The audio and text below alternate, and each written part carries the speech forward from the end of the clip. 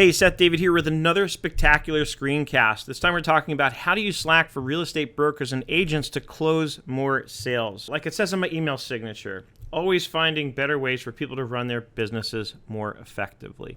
And I ran across something that occurred to me was perfect for a particular area that I'm focused on, real estate brokers and agents. It was an article, and of course you can read about it in the write-up. If you happen to be watching this on YouTube, check the description. Always check the description of my videos for a link over to where you can find the post, the source, with the write-up on the subject.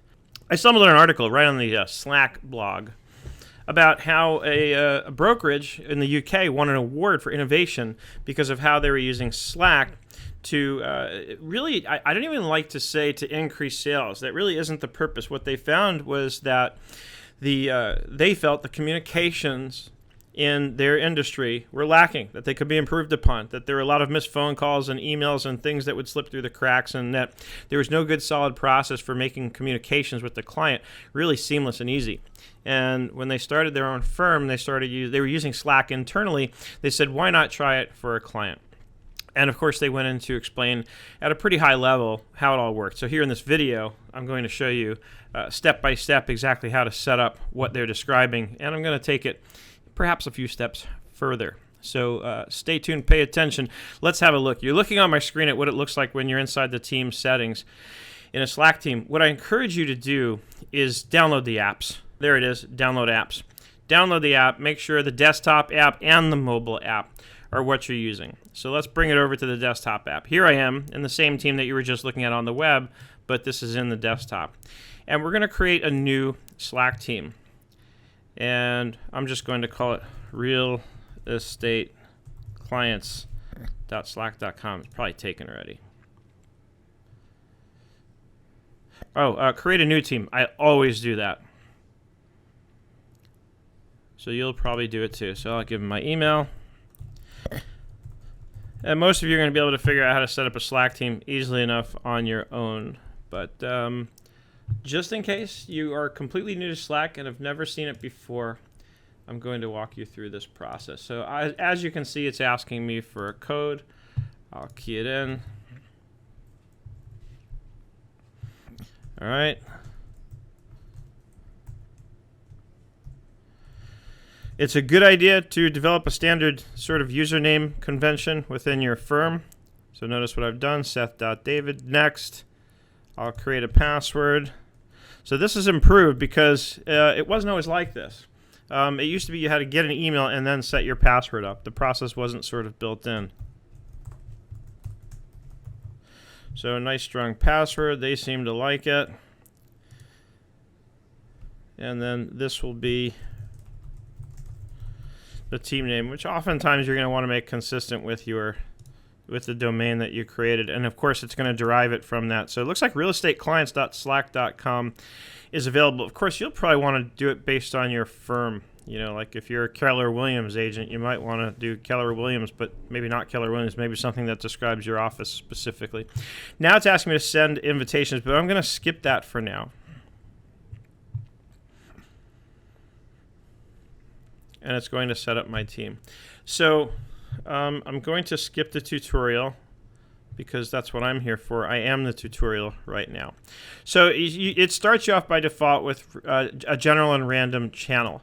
Now the next thing we're going to need to do is we're going to need to upgrade this to a paid Slack team, because the things that you're going to want to be able to do in terms of managing this for real estate clients is going to require a paid account. So we go over here, and if I go over to team settings, it's going to launch it in my browser. And now I have to log in on the web.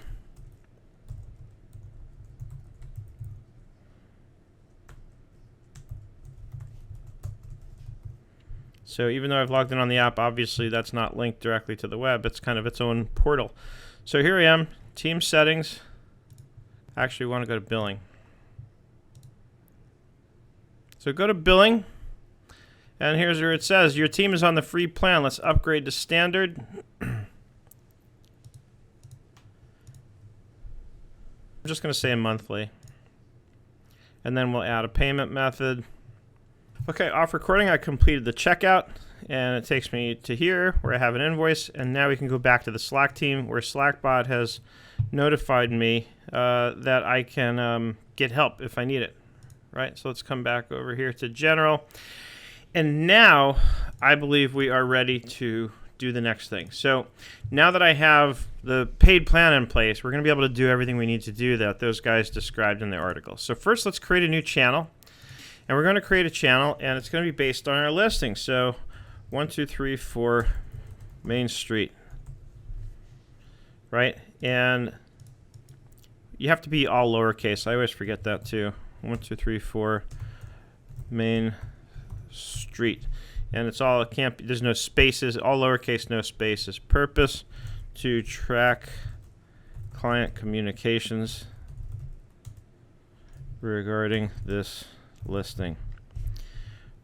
Right? And then we're not going to send invites just yet because we're going to want to be able to be specific. And this is also assuming you already had people in the Slack team that you'd want to add. So if this is you setting it up and you have a partner whom you're also going to want in this channel collaborating with the client, then this would be the time to enter their name in here, and it would pull from the list of existing team members. But we have no team members here. And also the most important thing that I want you to understand about this is how to invite your clients, because you're going to want to invite them as a single channel guest, and that's what the article talks about, but it doesn't explain how to do that. So that's why I love doing videos, because I get to explain to you exactly how to do that and what it looks like. So notice here, I'm in general. Here, I'm in the 1234 Main Street, right? Now, the other thing is we want to go into the settings here, and we're going to go to additional options, and we want to make this a private channel, first of all. So convert the channel. Okay, next we want to invite people. So if you look on your left, you'll see right here there's an option that says invite people. And here's where you're going to get some options that you won't get when you don't have the paid account. And what we're looking for here is a single channel guest. This is the critically important thing. And they mention this in the article, that they invite the clients in a single channel guest. But again, there's no explanation for how to do it.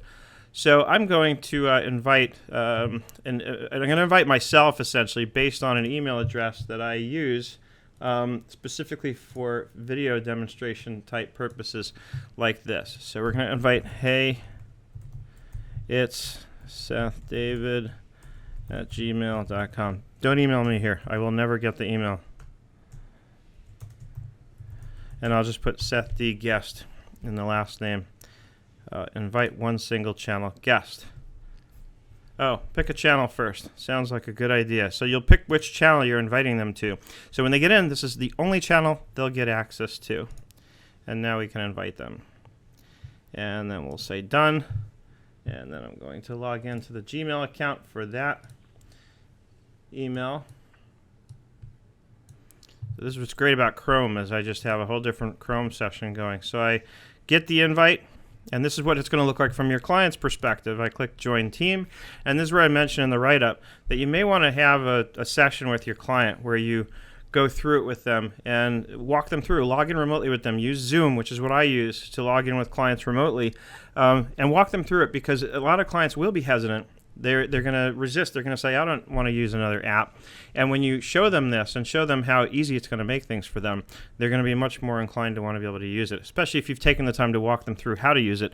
Then they'll know. And they're only going to be as sort of useful to you using this app as you make them, by empowering them to learn how to use it properly. So let's just do Seth D. Guest. Okay, next. Then it's going to ask your client to set up a password.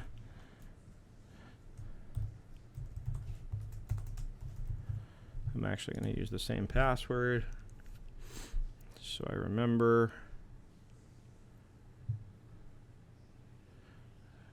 Sure, I'll save it.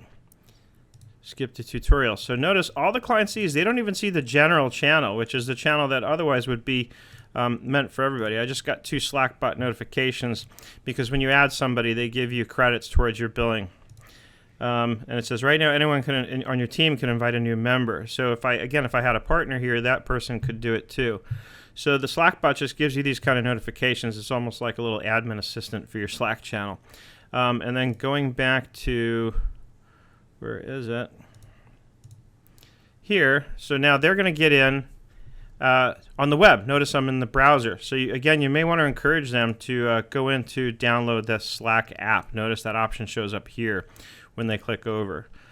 So again, you're not going to call it real estate clients. You're going to call it something based on your firm so that they understand that they're in your world. And then they can come in here.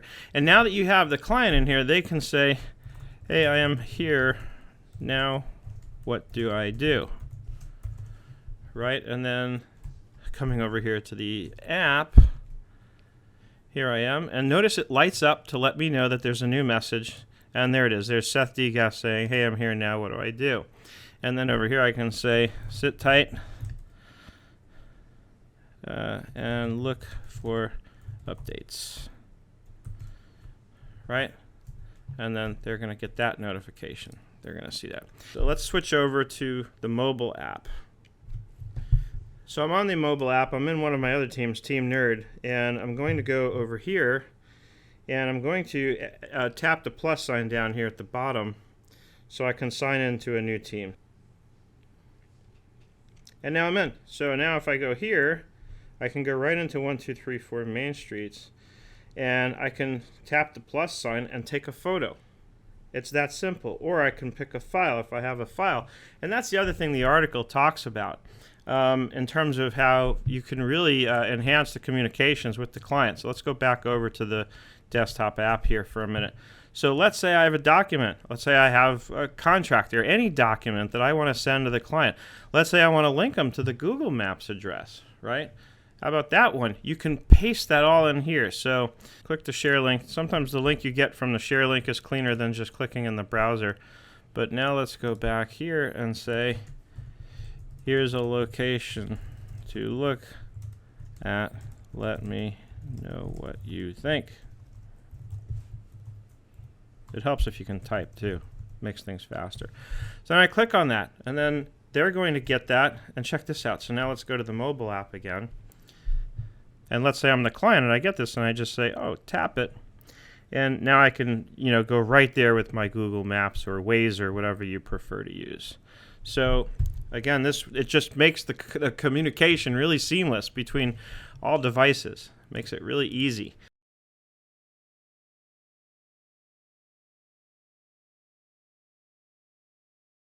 Okay, let's say you want to drop a PDF on the client and let them see it.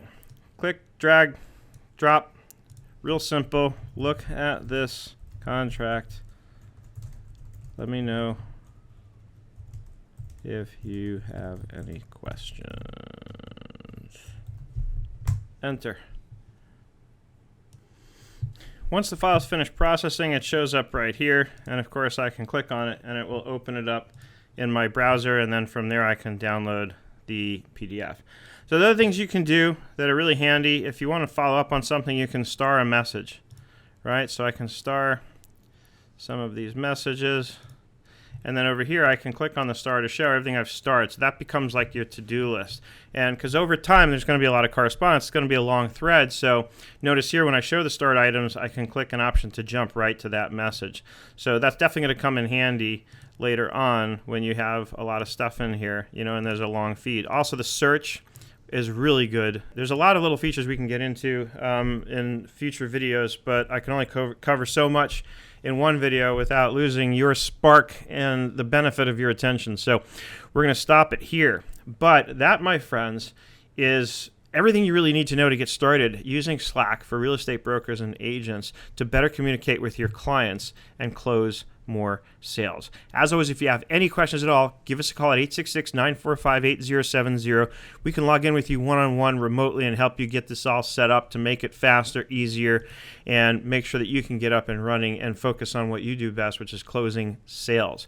As always, I hope you're having an absolutely fantastic day, and I look forward to seeing you on the web.